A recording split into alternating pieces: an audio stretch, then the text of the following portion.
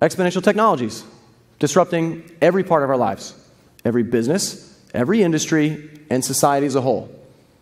What we're talking about is no less than the future of humanity.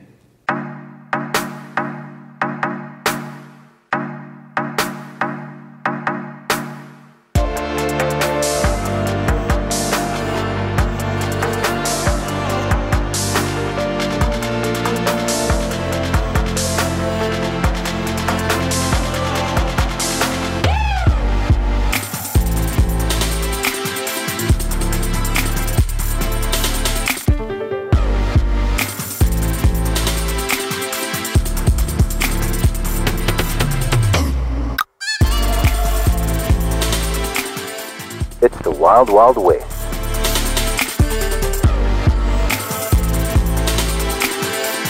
There are no sanctuaries. Every industry that we know of is subject to disruption in the next 20 years. We're talking here, we're spending time together to discuss ways to leapfrog Africa and to bypass conventional technologies. And often what it takes is someone to show leadership, to say, I can start this virtuous cycle spinning.